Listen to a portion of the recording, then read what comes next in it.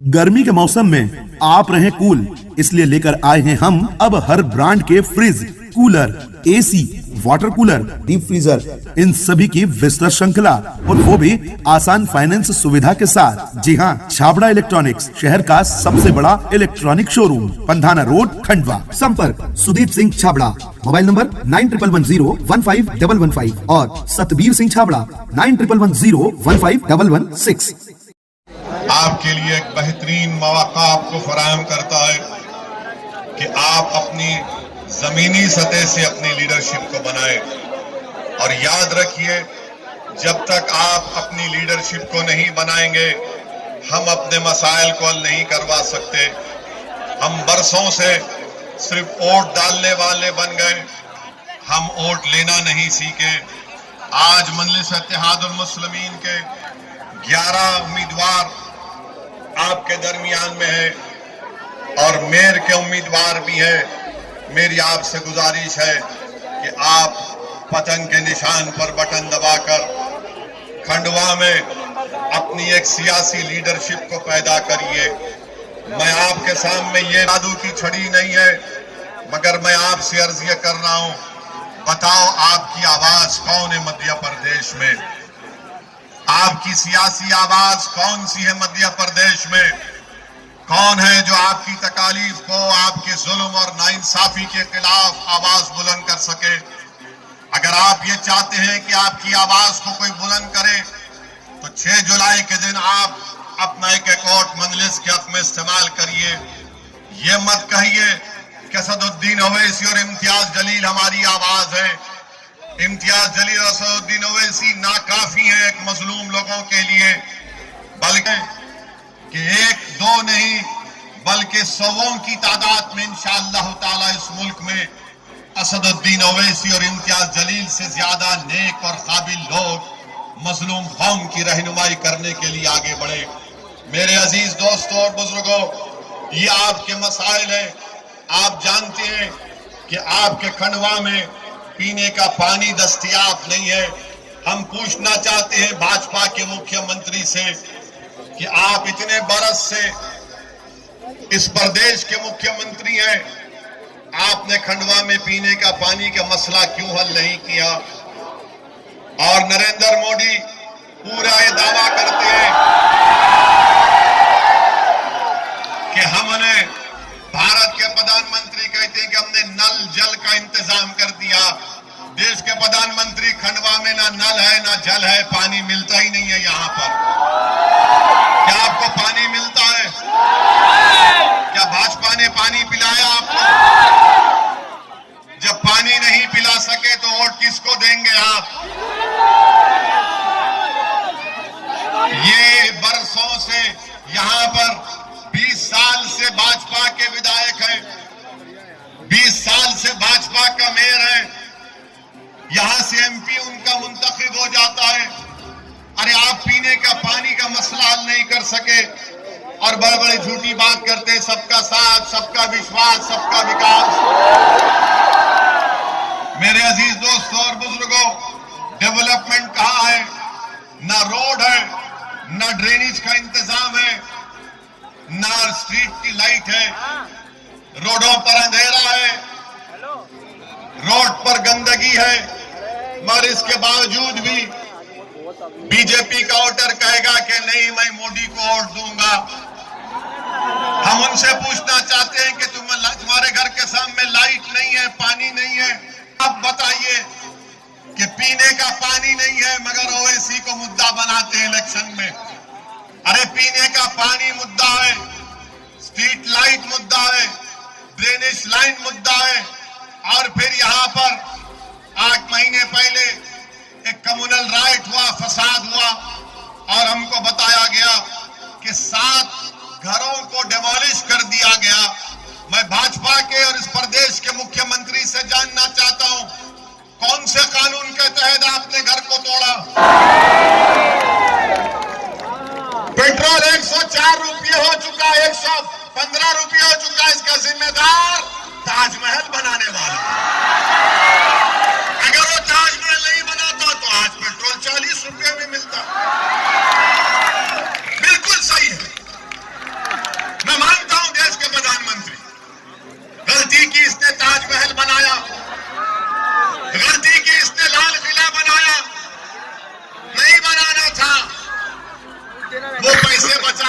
सपना था कि 2014 में मोदी जी आएंगे, उनको पेश कर दो। आप बताइए, हर चीज को लाकर कि मुसलमान जिम्मेदार है, मुगल जिम्मेदार है। अरे क्या भारत की हिस्ट्री में कि सिर्फ मुगलों की हुकूमत थी? उससे पहले नहीं थी? अशोका की हुकूमत नहीं थी? कि चंद्रगुप्त मौर्य की सरकार हुकूमत नहीं थी? कई कई सरकारें थी, मगर बीजेपी की आंखों में सिर्फ मुगल दिखता है। एक आंख में मुगल, दूसरी आंख में पाकिस्तान। ना हम मुगलों के जानशीन हैं, ना हमको पाकिस्तान से कुछ मतलब है, मगर इनको सब चीज नजर आती। जिन्ना जिन्ना, अरे जिन्ना से हमको क्या करना है?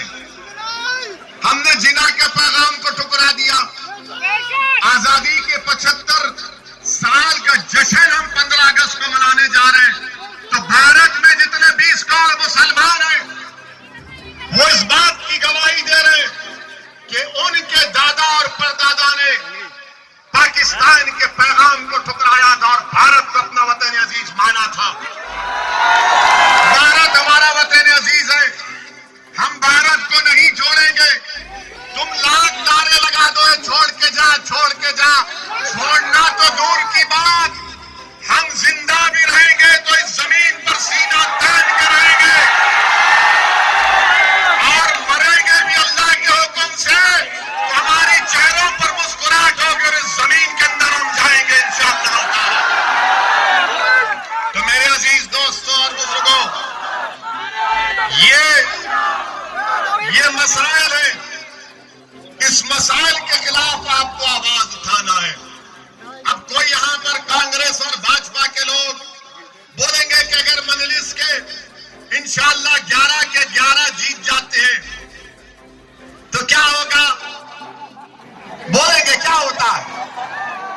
तो इनको जवाब दो आप, और आपको पैगाम दे रहा हूं कि जब भारत की पार्लियामेंट में 542 मेंबर्स हैं और उन मेंबर्स में सिर्फ 2 आपके नुमाइंदे हैं, एक का नाम सैयद इम्तियाज जलील और दूसरे दीवाने का नाम असदुद्दीन ओवैसी, और जब हम दोनों में से कोई एक खड़े हो जाता है गरीबों की इंसाफ के लिए, मजलूमों के जुल्म को रोकने की बात हम करते हैं, ट्रिपल तलाक के गलत कानून के खिलाफ अगर किसी ने आवाज उठाई, दिल्ली दंगों के खिलाफ अगर किसी ने आवाज उठाई, अगर कहीं पर कुछ होता है दलितों पर, आदिवासियों पर, अल्पसंख्यक समाज पर, तो आप YouTube में जाकर देखिए, 5 मिनट की तकरीर का मौका हमको मिलता है। अल्लाह के फजल और करम से 5 मिनट में मजलिस के ये नुमाइंदे भारत की लोकसभा की ईंट से हिलाकर रख देते हैं और आपके हक की बात करते हैं। तो ये मिजाज आपको पैदा करना है, डरने और घबराने की जरूरत नहीं है। याद रखो, डरना है तो ना असदुद्दीन ओवैसी से डरना, ना शिवराज मुख्यमंत्री से डरना, ना होम मिनिस्टर मिश्रा से डरना, ना मोदी से डरना। अगर डरना है तो किससे डरोगे? जिसने जमीन और आसमान को बनाया है, उससे डरो और अपने हिम्मत और हौसले को बुलंद रखो। जब तुम डर अपने दिलों से निकाल दोगे और अल्लाह का खौफ अपने दिल में पैदा करोगे, तो तब कामयाबी तुम्हारे कदमों को चूमेगी। मैं तुमसे वादा कर रहा हूं कि ये भारत का लोकतंत्र है और आप और हम मिलकर एक ऐसी सियासत कर रहे हैं।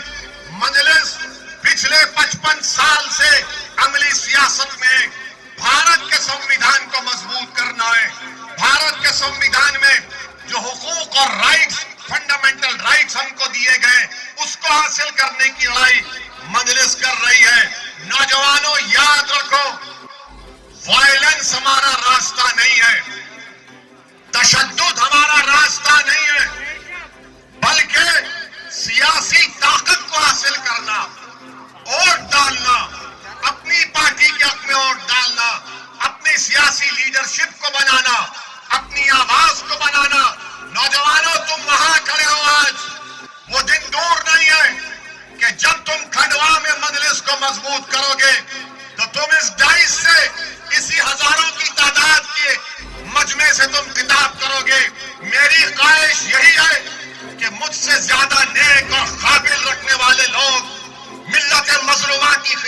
सके। नौजवानों, ये लड़ाई आपकी हम लड़ रहे हैं। मेरे बुजुर्गों, आप पर हमने तकालीफ उठाई है, अब इन नौजवानों को हमको तकालीफ नहीं उठाना है। मैं हमारी माँ और बहनों से अपील कर रहा हूँ, मेरी माँ और बहनों, तुमने रात में रातों गुजार दी करवटें ले लेकर कि मेरे बच्चे और मेरी बच्ची का क्या होगा। आज ओवैसी तुमसे कहना है, तुम एक मर्तबा मध्य प्रदेश में मजलिस इत्तेहादुल मुस्लिमीन को डालो, मजबूत करो। मैं आपसे वादा कर रहा हूं मेरी माँ और बहनों, आपकी करवटें कम हो जाएंगी, आपको रात में इत्मीनान की नींद आएगी। इसलिए कि कल कोई होगा यहाँ पर जो आपकी आवाज उठाएगा, जो नाइंसाफी के खिलाफ आवाज को बुलंद करेगा, जो जाकर आपकी तकालीफ और आपके मसाइल का तलाश करेगा। मेरे अजीज दोस्तों और बुजुर्गों, फिर हम ये भी देखते हैं कि मजलिस इत्तेहादुल मुस्लिमीन पर एक इल्जाम लगता है, कांग्रेस पार्टी की तरफ से इल्जाम लगता है कि मजलिस जहां पर इलेक्शन लड़ती है वहां पर बीजेपी जीत जाती है। ये बोलते हैं ना कांग्रेसी कि जहां मजलिस लड़ती वहां पर बीजेपी जीत जाती है, बोलते हैं।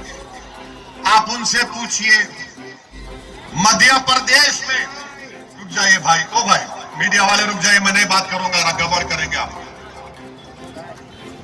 मध्य प्रदेश में एमपी का इलेक्शन हुआ, पार्लियामेंट का, यहां पर कांग्रेस क्यों हारी? मेरी वजह से हारी। बताओ कमलनाथ जो फोन कर करके अपने चमचों से डरा रहे हैं, कमलनाथ वो डराने के दिन चले गए। अब हम तुमको डराने आए हैं यहां पर। कमलनाथ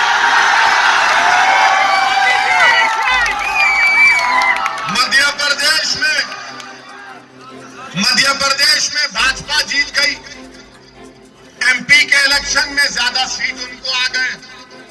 शायद कमलनाथ का बेटा जीता ना, एक जीता शायद, बेटे को जिता दिए, पार्टी को हरा दिए। कमलनाथ तुमने बेटे को जिताया, पार्टी को हराया और जिम्मेदार ओवैसी नहीं। कमलनाथ तुम मिले हुए हो मोदी से, जब बेटा जीत सकता तो तुम्हारी पार्टी का नुमाइंदा क्यों नहीं जीता? अच्छा, तो मेरे अजीज दोस्तों और बुजुर्गों, तो इसलिए कमलनाथ साहब को भूल जाइए, अब इनसे नहीं होने वाला है, नहीं होता इनसे। मुख्यमंत्री बने 20 कांग्रेस के एमएलए मोदी के गोद में बैठकर चाय पी रहे हैं। मैं जिम्मेदार हूं। क्या मैंने उनसे कहा था कि आ गुलाब जामुन कार भाग? सिंधिया भाग गए, मुझसे पूछ कर गए थे क्या? या मुझे फोन किया था, mister Owaisi what is your opinion today join BJP? सब भाग रहे हैं, आप भी कब भाग रहे हैं बता दो हमको। ये सब कांग्रेसी मिले हुए हैं, ऊपर जाकर ये एक हो जाते हैं और आपको बेवकूफ बना रहे हैं।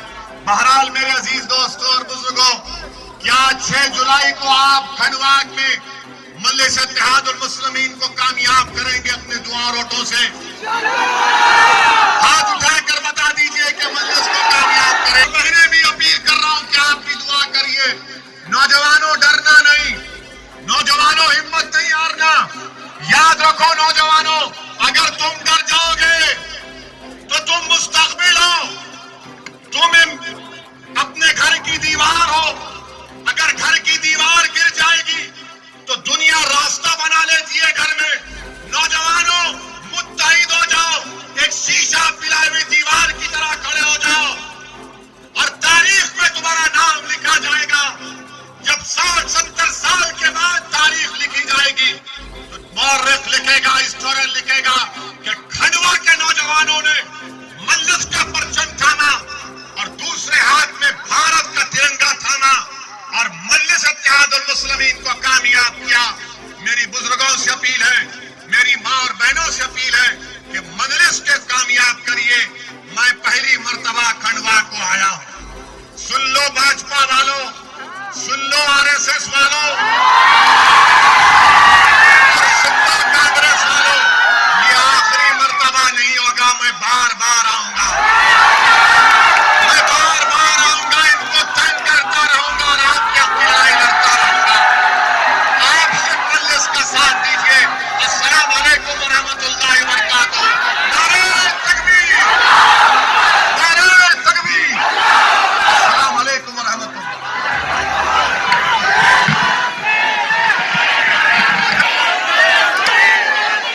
उड़ाइए पतंग।